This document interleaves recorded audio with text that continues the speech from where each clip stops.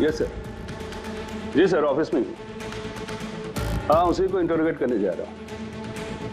पता है सर, वो क्रिमिनल नहीं है, लेकिन क्रिमिनल कोई माँ के पेट से पैदा तो होता नहीं। मजबूरी, हालात, लालच क्रिमिनल पैदा करते हैं। देखते हैं इसे किसने क्रिमिनल बनाया।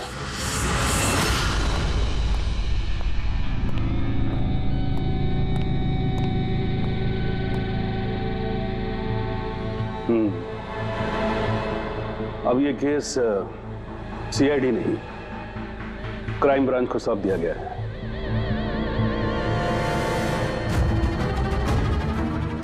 अब भी सफाई में कुछ कहना चाहते हो?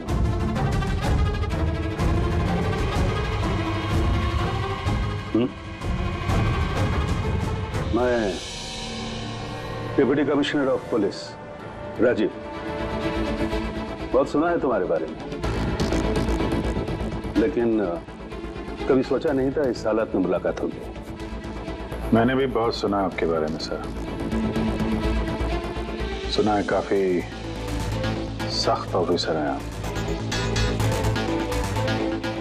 फिर तो तुम समझ गए होगे, थोड़ी सी भी ढील मैं तुम्हें दूंगा नहीं।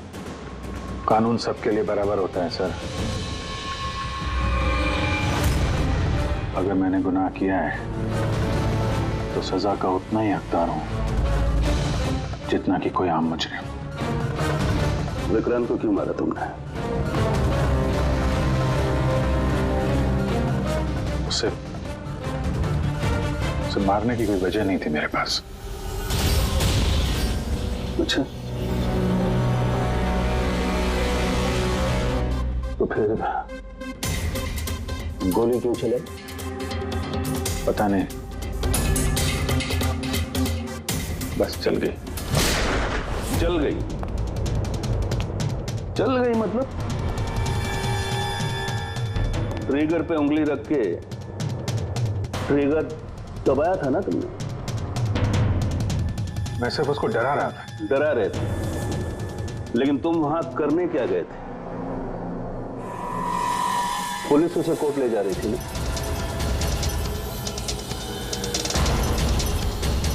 मेरे वहां होने की वजह जानने के लिए आपको सर मेरा और विक्रांत का इतिहास जानना होगा।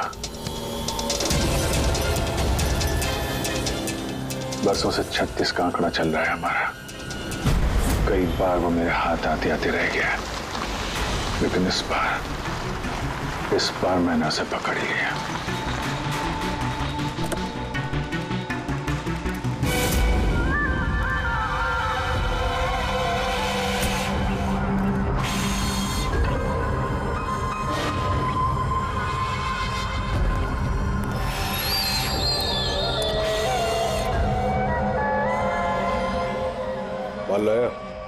जी, आपने जितना बोला था उतना है।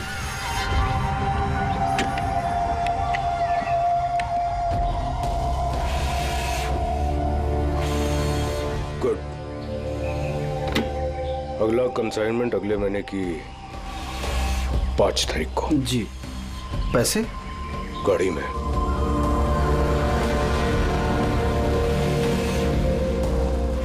क्या बात है, इतना पसीना क्यों आ रहा है? पसीना? नहीं तो। जो स्कूल में तुझे एडमिशन नहीं मिला था ना, उस स्कूल का हेडमास्टर था मैं।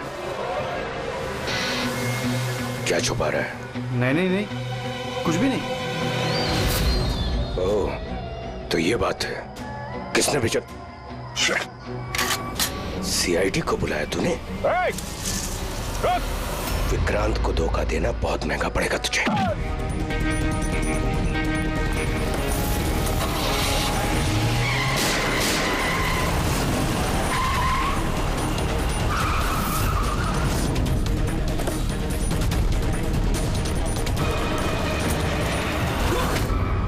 विक्रांत, बहुत इंतजार कराया तूने।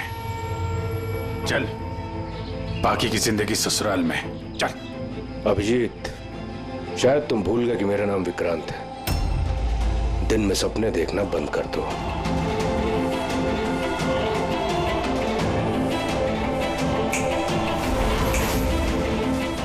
यूं वापस आऊंगा, यूं। अब वापस नहीं आएगा क्योंकि मैं यहीं पर तेरा।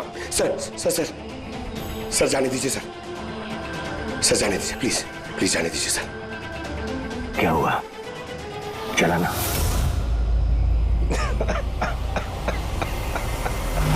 और इस तरह इस बार तुम उस तक पहुंच ही गए। हाँ, लेकिन हमेशा की तरह इस बार भी विक्रांत के नसीब में जेल की सलाखें नहीं लिखी थी। नामी गिरामी अपराधी विक्रांत ने सरकारी गवाह बनने का फैसला कर लिया है। वो मकरंद के खिलाफ अदालत में सारे सबूत देगा और इसके बदले अदालत उसकी सजा काफी हद तक माफ कर देगी। इन अपराधियों को पकड़ने के लिए हम लोग दिन रात एक कर देते हैं, अपने खून पसीना बहाते हैं। क्या इसलिए कि अदालत उनको दोबारा जुर्म करने के लिए छोड़ दे? अब अदालत को दोष मत दो अभिजीत। वैसे भी मकरंद के खिलाफ उनके पास ज्यादा सबूत थे नहीं, और हमारा काम मुजरिमों को पकड़ना है, ना कि उनकी सजा तय करना। यार, तो तुमको क्या लगता है, इसको छोड़ना सही है? अब सही तो नहीं है, पर हम लोग क्या कर सकते हैं?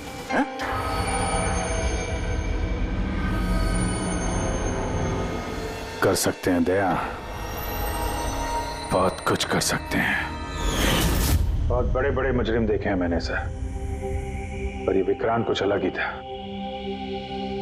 हर बार कुछ ना कुछ करके बच ही जाता। तो इस बार उसका बच निकलना तुम्हें मंजूर नहीं था, क्यों? यही बात है ना? ठीक समझा। इसलिए जब मुझे पता चला कि इस केस का इंचार्ज मेरा पुराना दोस्त मुरली है, तो विक्रांत से मिलना है मुझे। यार सिर्फ 10 मिनट। अभिजीत, तुम ये जानते हो कि ये मुमकिन नहीं है। This doesn't fit into any kind of protocol. मैं तुम्हें परमिशन नहीं दे सकता। परमिशन? वो आरती याद है तुम्हें? बीकॉम सेकेंड ईयर की स्टूडेंट, कैसे तड़पा तड़पा के मारा था उसने। किसने परमिशन दी थी उसे ऐसा करने के लिए? और वो 80 साल की बूढ़ी औरत जिसे आंख से दिखता नहीं था, उसके हाथ पांव काट दिए थे उसने। एक 8 साल के बच्चे तक को। अभिजीत, मैं उसकी पूरी केस हिस्ट्री को जानता हूं। फिर तुम ये भी जानते होगे किसी भी जेल में 15-20 दिन से ज्यादा नहीं टिकता ये विक्रांत। यार मेरा उससे मिलना बहुत जरूरी है। एक लड़की का किडनैप हो गया, पिछले 2 महीने से नहीं मिल रही है। सिर्फ विक्रांत जानता है कहां है वो। यह लड़की की जिंदगी का सवाल है, समझो यार, सिर्फ 10 मिनट। ठीक है, लेकिन सिर्फ और सिर्फ 10 मिनट। तो इस तरह तुम विक्रांत की वैन तक पहुंचे, लेकिन तुम्हें तो सिर्फ उस लड़की के बारे में जानना था ना? ये सब कैसे हो? ये सच है सर, मैं सिर्फ लड़की के बारे में जानने गया था, मगर 5 मिनट का टाइम दे रहा हूं। दिमाग पे जोर डाल ले और अच्छी तरीके से हिला ले। आरजू कहां है? आरजू? कौन सी आरजू? किसकी आरजू? मैं नहीं जानता किसी आरजू को। वही लड़की जिसे तूने किडनैप कर रखा है। ओह, सॉरी, भूल गया था। कहां रखा उसे? जानता है अभिजीत, पिछली बार भी मैंने एक लड़की को किडनैप किया था, फिर भूल गया था, फिर अचानक 2 महीने के बाद मुझे याद आया, तो फिर जाकर देखा कि उसकी लाश कुर्सी से बंधी हुई थी और उसकी लाश पर मक्खियां भिनभिना रही थी। और अब आरजू का भी वही हाल होने वाला है। ऐसा कुछ नहीं होगा।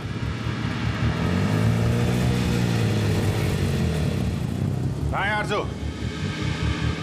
हाँ, याद आया, मेरी जेब में, निकाल ले। आखिरी बार पूछ रहा हूं, आरजू कहां है? सीनियर इंस्पेक्टर अभिजीत, तू हम पर गोली नहीं चला सकता है। जानता तुम लोग हमको नहीं मार सकते, लेकिन हम लोग तुमको मार सकते हैं क्योंकि तुम लोग सीआईडी वाले हो।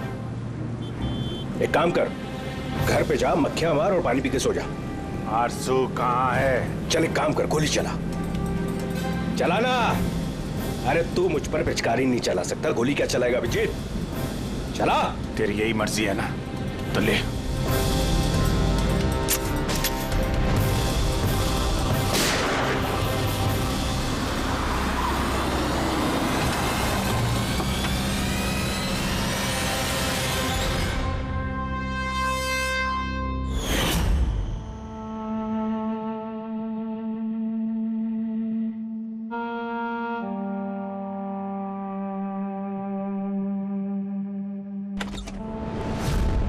My God. Oh God.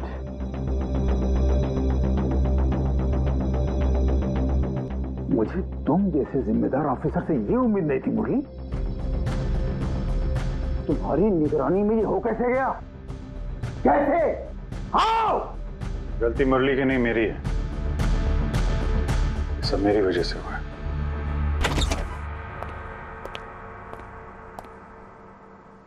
वाह वाह, क्यों एसपी साहब, बड़ा गर्व हो रहा होगा आपको। तो इतिहास में पहली बार किसी सीआईडी ऑफिसर के हाथों खून हुआ है, और वो भी एक सरकारी गवाह का। चैन साहब, आपको जो कुछ कहना है मुझे कहिए।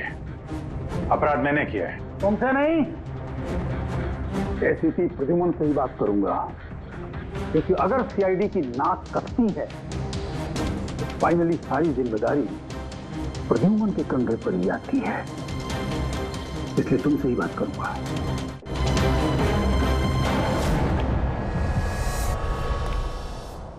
कैसे हुआ ये सब? पता नहीं सर कैसे हो गया। मैं तो सिर्फ उसे गन दिखा के डरा रहा था सर। गोली चलाने का कोई इरादा नहीं था सर मेरा। अच्छा।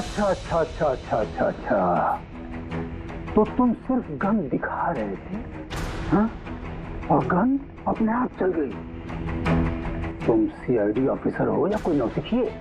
आई मीन एमेच्योर शूटर। मैं पहला सवाल, तुम वहां गए क्यों थे? जब कानून अपना काम कर रहा था तो तुमसे किसने कहा था बीच में टांग अड़ाने के लिए? जैन जी प्लीज, आप जरा शांति से बात कीजिए। अभिजीत एक सीआईडी ऑफिसर है, कोई राह चलता आदमी नहीं। देखो, अभिजीत मेरे लिए सिर्फ और सिर्फ एक मुजरिम है, मकरंद की तरह।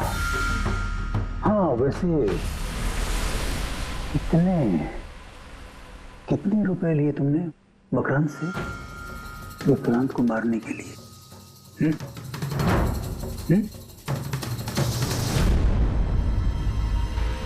अगर तुम एक वकील ना होते और मैं एक सीआईडी ऑफिसर नहीं होता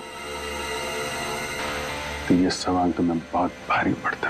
ओह रियली? देखो देखो देखो देखो, ऐसे थे प्रद्युमन। इसके तेवर तो देखो, फोन करके बैठा है और मुझ जैसे लॉयर को, सीनियर लॉयर को धमकी दे रहा है। ऐसे चार्जेस लगाऊंगा, साफ जन्मों तक जेल में बैठ के सोओगे। ये चीज हो गए तुम वहां। मानता हूं गोली चलाई मैंने सर, विक्रांत को मार दिया, लेकिन उसे मारने का कोई इरादा नहीं था मेरा।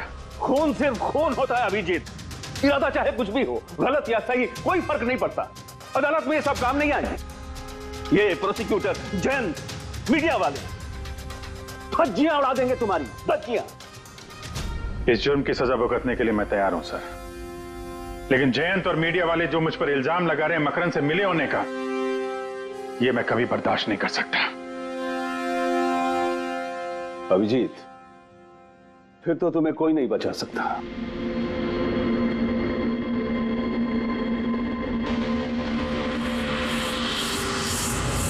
सारे सबूत और गवाह अभिजीत के खिलाफ है। यानी कोई उम्मीद नहीं है सर? कैसे उम्मीद है? अभिजीत ने खुद कन्फेस किया है गोली उसी ने चलाई।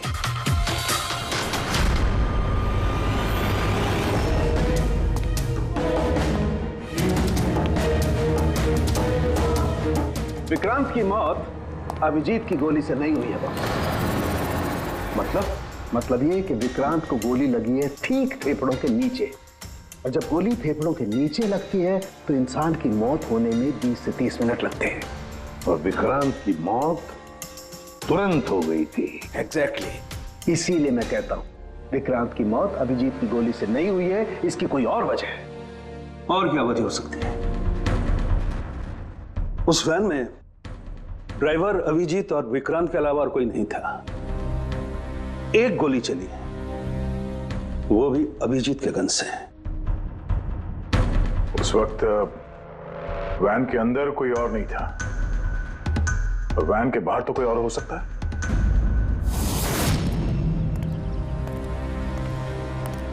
अभिजीत, उस वक्त गाड़ी के बाहर कोई था जिस वक्त गोली चली? नहीं, एक्चुअली पता नहीं, क्योंकि मेरा पूरा ध्यान तो विक्रांत पे था। अभिजीत, ठीक से याद करके बताओ, गोली चलने से पहले क्या हुआ था? कुछ अजीब हुआ था? कुछ भी? गोली चलने से पहले मैं विक्रांत से बात कर रहा था, और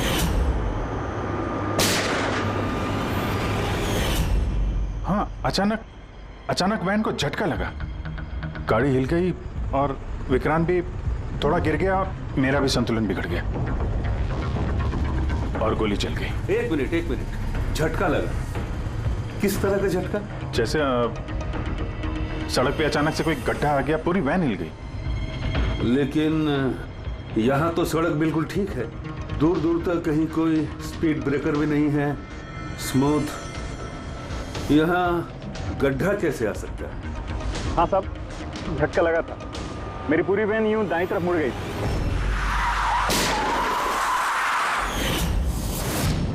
स्टीयरिंग खुद ब खुद घूम गया? हाँ साहब। ये कैसे हो सकता है? साहब, ये तो मुझे भी पता नहीं चला कैसे हो गया। इससे पहले कि मैं वैन को संभाल पाता, पीछे से गोली चलने की आवाज आ गई।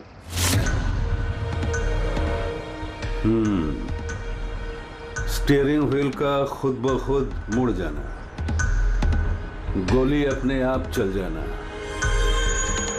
सड़क पे कोई गड्ढा भी नहीं है। आखिर यहां हुआ तो क्या हुआ?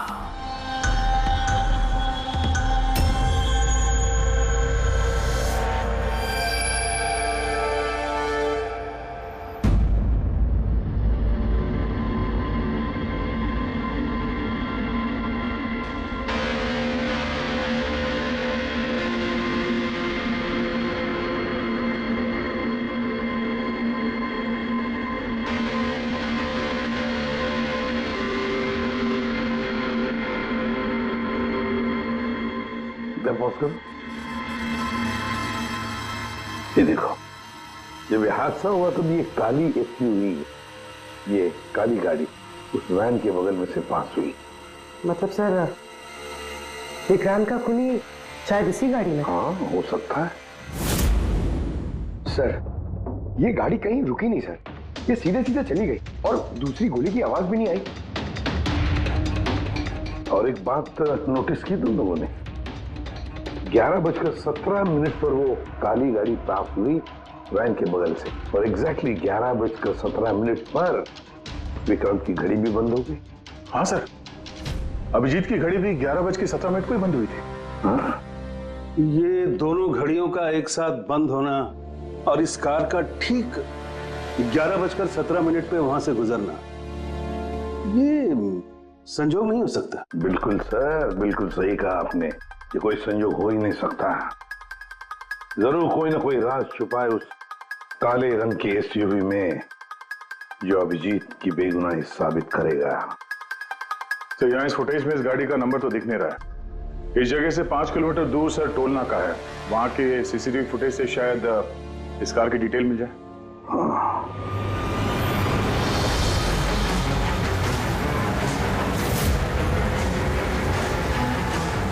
अगर वो गाड़ी टोल नाका से गुजरी ही नहीं तो यहीं कहीं आसपास होनी चाहिए, इसी इलाके में।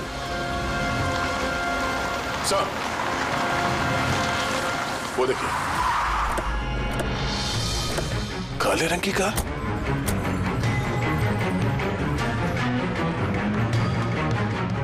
Oh no. फ्रेडी, जरा आगे चेक करो।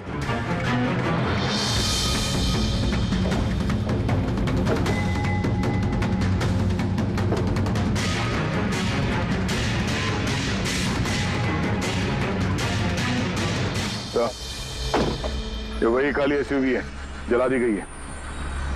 मतलब गाड़ी में ऐसा जरूर कुछ था जो खूनी मिटाना चाहता था। सर, ना तो नंबर प्लेट दिख रही है और ना ही चेसी नंबर। सारे सबूत मिटा दिए मुजरिम ने।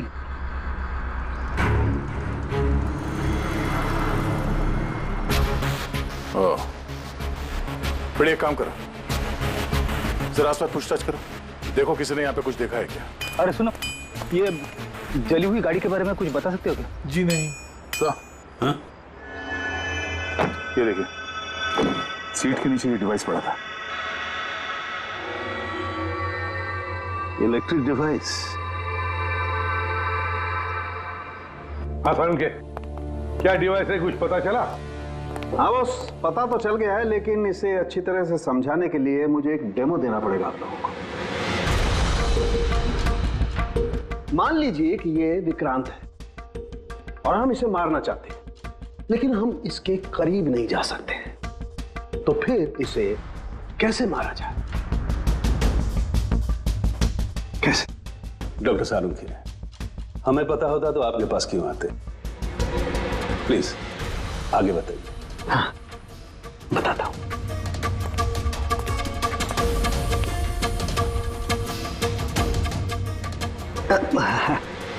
आप थोड़ा पीछे हट जाइए प्लीज। Thank you.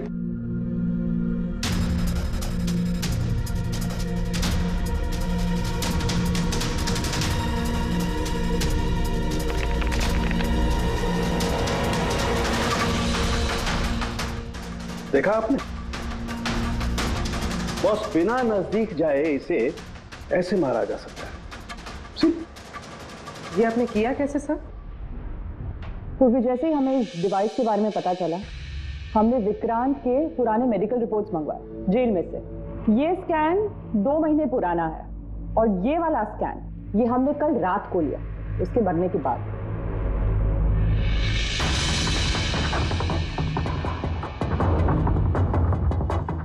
सारंगी, इस पहले वाले स्कैन में एक छोटी सी चीज अटकी हुई है वहां उसके सिर में।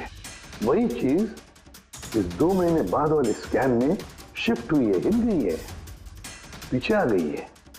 और ये छोटी सी चीज एक शार्पनेल है बॉस, यानी गोली का छोटा सा टुकड़ा। और फिर ये शार्पनेल वहां से इस तरफ शिफ्ट हो गया, जिस वजह से विक्रांत की सबड्यूरल हेमेटोमा यानी ब्रेन ब्लीडिंग की वजह से मौत हो गई। पर ये शार्पनेल अपनी जगह से हिला कैसे? उसी डिवाइस की वजह से जो हमें जलती हुई गाड़ी में से मिला। तो गोलियों के टुकड़े को हिलाने का डिवाइस ही है? सिर्फ गोलियां नहीं दया, इसने और भी बहुत सारी चीजें हिलाई, जैसे कि विक्रांत के हाथों की हथकड़ी, पुलिस वैन का स्टीयरिंग व्हील, दोनों की हाथ की घड़ी के कांटे, यहां तक कि अभिजीत की गन भी। मतलब लोहे की चीजें, तो जितनी भी लोहे की चीजें हैं वो हिल गई उस डिवाइस की वजह से। Exactly boss. और लोहे का सबसे बड़ा आशिक है मैग्नेट, चुंबक। बॉस, ये है वो चुंबक जिसके जरिए मैंने इसे उड़ाया। यानी उस काली वैन में भी एक ताकतवर लौ चुंबक था, जिसकी वजह से पूरी की पूरी वैन दाईं तरफ चली गई और अभिजीत की मेटल की गन वो भी अपने आप चल गई। हाँ, और विक्रांत के सिर में जो अटका हुआ शार्पनेल का टुकड़ा है वो भी शिफ्ट हुआ। सर, इतनी प्लानिंग के साथ तो वही मार सकता है जिसे शार्पनेल के बारे में पहले से पता था, उसका कोई करीबी। मकरंद। मकरंद मतलब अभिजीत सर बेगुनाह? No, not at all. इतनी जल्दी किसी नतीजे पे पहुंचना ठीक नहीं होगा। मकरंद के खिलाफ जब तक हमको पक्का सबूत न मिल जाए, कानून की नजर में अभिजीत ही दोषी है। मकरंद के खिलाफ सबूत तो वही देगा ना जो विक्रांत के सेफ हाउस के बारे में जानता था। वरना मकरंद को कैसे पता कि विक्रांत किस रास्ते से कोर्ट पहुंचेगा। और विक्रांत की खुफिया जानकारी सिर्फ मुरली और उसके बाकी साथियों के पास थी। आप लोग ऐसा सोच भी कैसे सकते हो सर कि हम में से कोई गद्दारी कर सकता है? जितने ईमानदार आप लोग हैं ना, उतने ईमानदार हम लोग भी हैं। विक्रांत को कहां और कौन से सेफ हाउस में रखा गया था ये सिर्फ आप लोग जानते थे और कोई नहीं। ये सच है ना? हाँ सर, नहीं पता थी। यहाँ तक हमारे घर वालों को पता नहीं थी, तो फिर हम बाहर वालों पे क्यों इल्जाम लगाएंगे? शायद पैसों के लिए किसी ने मकरंद को यह जानकारी दी हो। प्लीज साहब, हम भी पुलिस वाले हैं, जान की बाजी हम भी लगाते हैं। आप इस तरह इंफॉर्मेशन कहीं ना कहीं से तो लीक हुई है मुरली। हाँ सर, एक्चुअली मैं भी वही सोच रहा हूँ, क्योंकि सेफ हाउस में 24 घंटे सीसीटीवी कैमरे लगे हुए थे, तो अगर भी कोई बाहर वाला अंदर नहीं आ सकता। क्या कहा आपने? चाहकर भी कोई बाहर वाला अंदर नहीं आ सकता? हाँ सर। झूठ! बाहर वाला कोई भी अंदर नहीं आया था। हाँ? क्यों? I am sorry sir, actually Jain ji कभी कभी आते थे। कभी कभी जैन जी आते थे? Yes sir. और कभी कभी जैन जी किस लिए आते थे? क्योंकि जैन जी मकरंद को हर हालत में जेल तक पहुंचाना चाहते थे। अच्छा, तो कहीं ये जयंती वो गद्दार तो नहीं है? वैसे भी कुछ ही दिनों में रिटायरमेंट होने वाला था, आखिरी केस था उनका। सोचा होगा संन्यास लेने से पहले थोड़े बहुत पैसे बना लो। सर, सर राकेश जयंत ने काफी पैसे बनाए। अभी 10 दिन पहले इसने पुणे में 10 करोड़ का फार्म हाउस खरीदा है। क्या? हाँ सर, ये रहे उस पार्टी के फोटोग्राफ।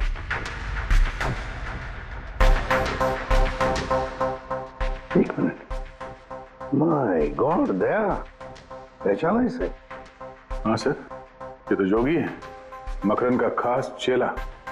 जोगी मकरंद का खास चेला, और वो भी जयंत की पार्टी में।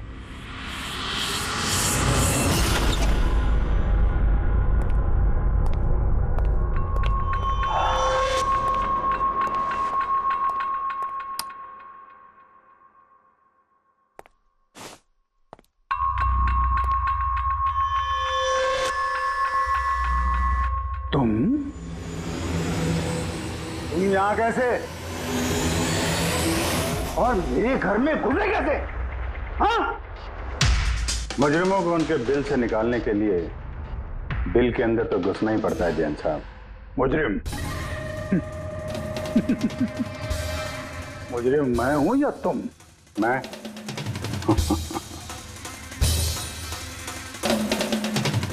लेकिन ये तस्वीर ये कुछ और ही कहानी कह रही है।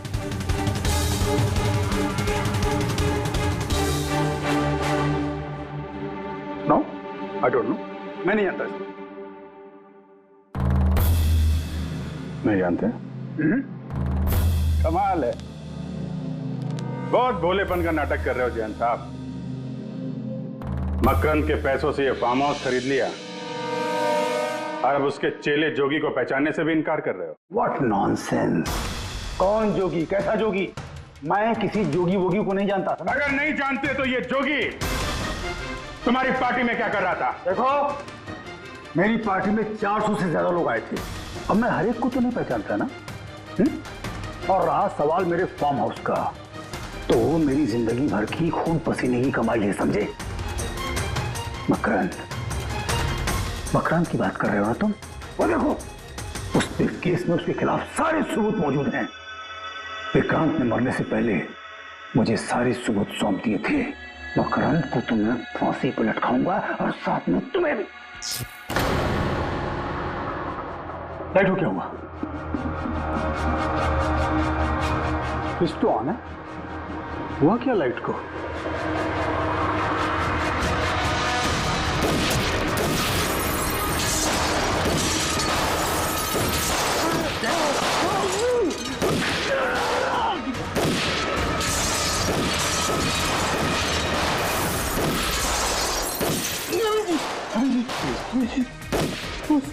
इस केस में सारे सबूत हैं।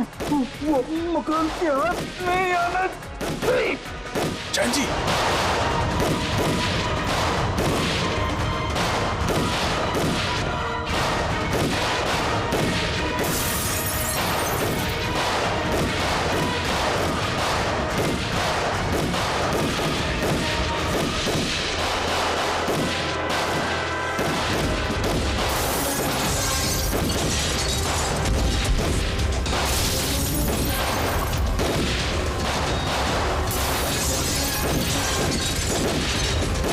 कमाल कर दी तुमने अभिजीत, वाकई कमाल कर दी। अरे पूरी मीडिया तुम्हारे जान के पीछे पड़ी है, अब तो उनको लॉटरी लग गई। अब कह रहे जयंत का खूनी अभिजीत है। सर उनके कहने से क्या होता है? आपको पता है मैं निर्दोष हूं सर। लेकिन तुम्हें वहां जाने की जरूरत क्या थी जैन के घर में? वहां के सीसीटीवी कैमरे में साफ दिख रहा है कि जैन के मौत के वक्त तुम वहां थे। और सिर्फ इतना ही नहीं, अब तो पूरी सीआईडी टीम पर इल्जाम लगा रहे हैं कि हम तुम्हें बचाने की कोशिश कर रहे हैं। इल्जाम तो लगेगा ही ना प्रद्युमन। जयंत मकरंद के खिलाफ नया सबूत पेश करने वाला था अदालत में, और ठीक एक दिन पहले उसकी मौत हो गई। हाँ, लेकिन वो सबूत मुजरिमों के हाथ नहीं लगा सर। मैं लेके आया। जैन से मरने से पहले मुझे ये सारे सबूत सौंप दिए। ये सबूत, ये फोटोग्राफ्स, ये पेपर्स, ये सबूत काफी नहीं है मकरंद को अदालत में सजा दिलवाने के लिए। काफी नहीं है ये सबूत। तो वो पेन ड्राइव से कुछ पता चल सकता है ना? अभिजीत, ये पेन ड्राइव पासवर्ड मांग रही है। जयंत ने मरने से पहले पासवर्ड वगैरह बताया था? नहीं सर, इसके पहले वो कुछ बोल पाते उन्होंने दम तोड़ दिया था। अरे यार,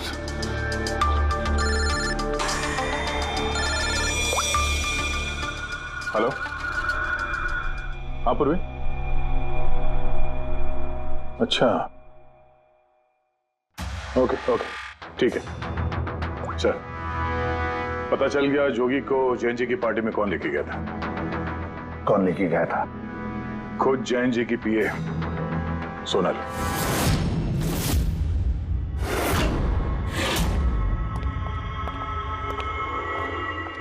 सर ये सब? सोनल, पूरी तेरे पे चेक कर।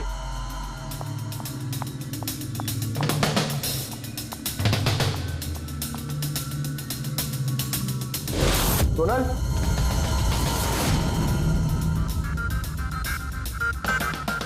सर अंदर तो कोई भी नहीं।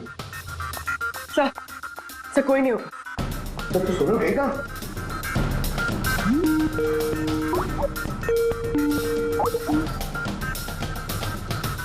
Video call? जोगी, तुम मेरे साथ ऐसा क्यों कर रहे हो? तुम तो मुझसे प्यार करते हो ना? यार, ये प्यार व्यार ना सब धोखा था सोनल। मुझे तो बस सबूतों तक पहुंचना था। ये क्या चक्कर है? जोगी और सोनल साथ में? छोड़ो। चुपचाप खड़ी रह।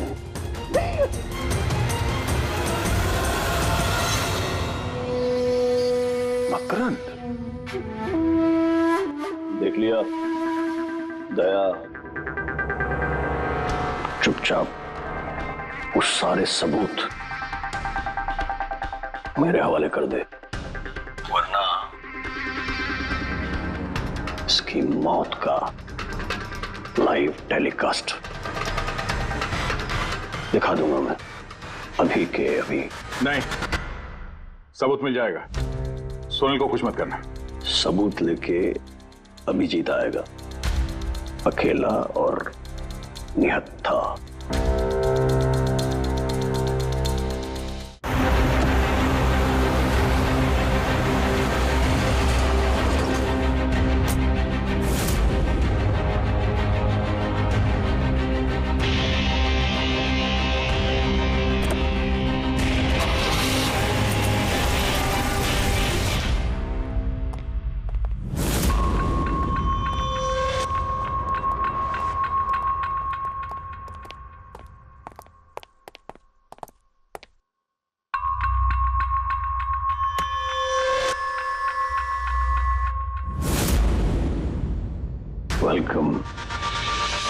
वेलकम अभिजीत।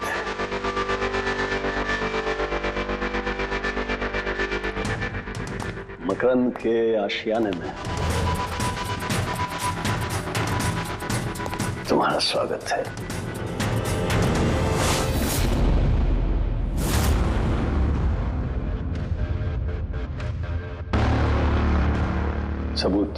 सबूत इधर है बॉस।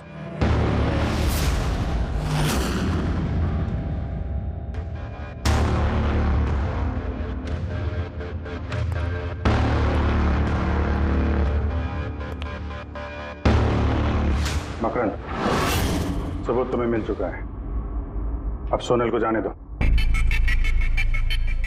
यस। वैसे भी वो कहते हैं ना कि मरने वाले की अंतिम इच्छा अधूरी नहीं रहनी चाहिए। सोनल को बुलाओ।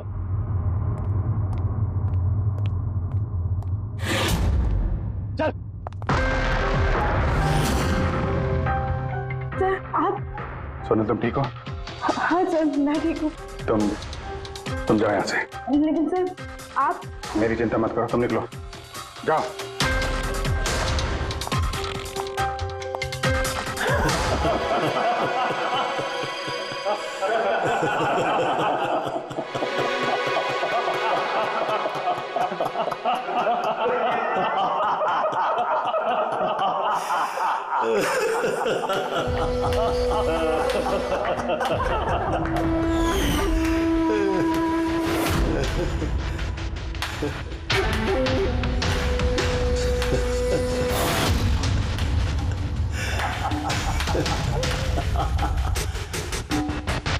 सोनल, तुम भी? मानते हो ना मेरे दिमाग को? तुम सीआईडी वालों को भी मैंने चकमा दे दिया।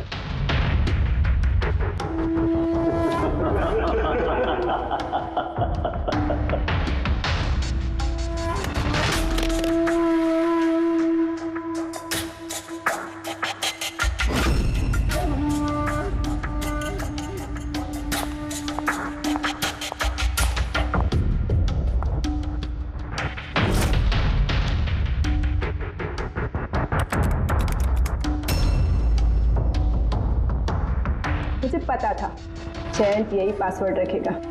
मकरम will die. Now, stop conversation. Start the operation.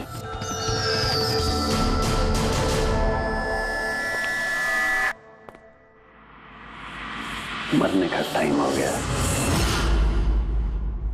Time हो गया? नहीं तो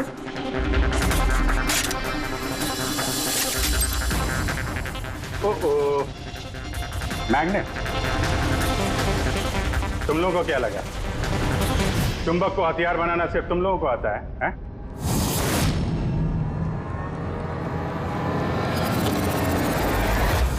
इस ब्रीफ केस में वैसा ही चुंबक है जैसा तुम लोगों ने उस गाड़ी में लगाया था विक्रांत को मारने के लिए।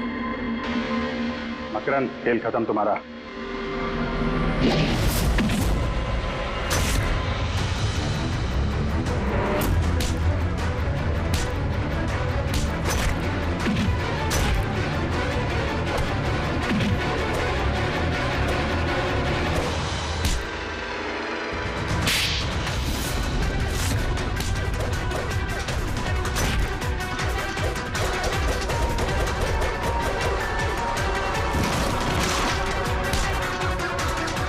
पैसों के लिए अपने बॉस को धोखा दिया?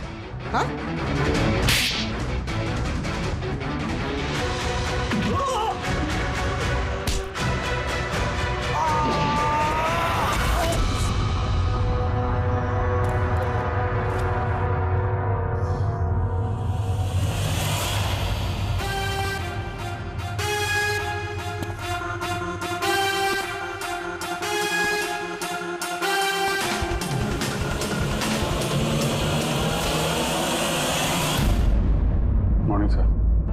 कॉन्ग्रेचुलेशन अभिजीत, फाइनली तुम पर लगे सारे इल्जाम आज धुल ही गए और एक बार फिर उसी गर्व के साथ तुम सीआईडी की ड्यूटी ज्वाइन कर सकते हो। Thank you sir. हमने आरजू को बचा लिया सर। मकरन के साथियों को पता था कि विक्रांत ने उन्हें कहाँ कैद करके रखा था। बस सर जयंत जी का सपना पूरा नहीं हो पाया मकरन को जेल भेजने का। चलो जो भी है, all well that ends well.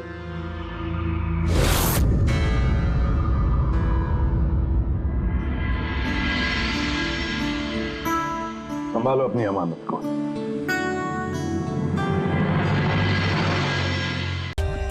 For more updates, subscribe to our channel, click the show links and enjoy watching the videos.